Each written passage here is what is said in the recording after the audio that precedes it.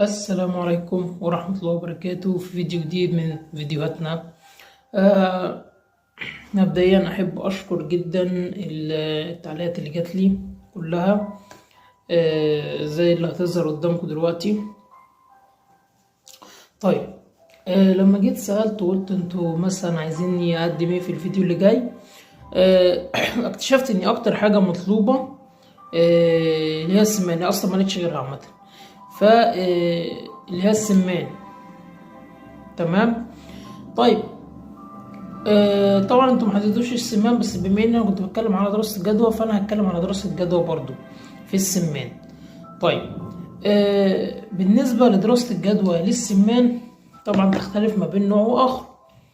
احنا هنتكلم على النوع اللي هو الاكل، السمان البيور.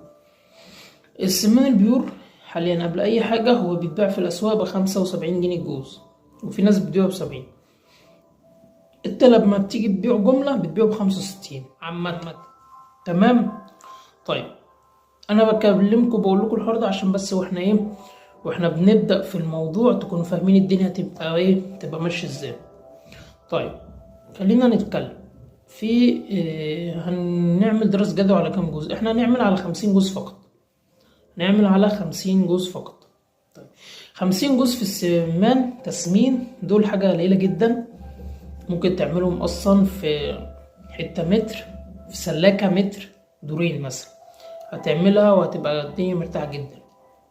طيب، قبل اي حاجة انا في السمان او في اي حاجة عامة بحب اشتغل مظبوط. يعني انا مثلا دي حاجة خاصة بي، انا لما باجي مثلا اعمل تسمين بحب اشتغل بالثرموستات الحرارة، حاجة تظبط درجة الحرارة بالظبط.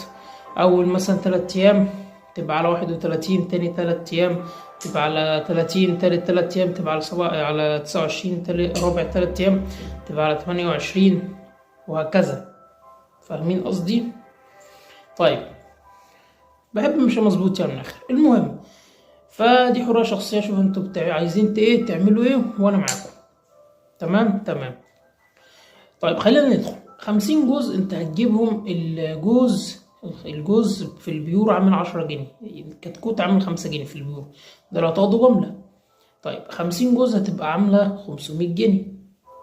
طيب، هنمسك ال500 جنيه دول، ال500 كتكوت، ال100 كتكوت. دلوقتي احنا هنتكلم على 100 كتكوت مش 50 جوز، هما الاتنين واحد بس عشان تفهم قصدي. ليه؟ السمانة الواحدة بتاخد عقبال ما تكبر تاخد من 450 جرام ل بسم الله ما شاء الله، لاسمه ده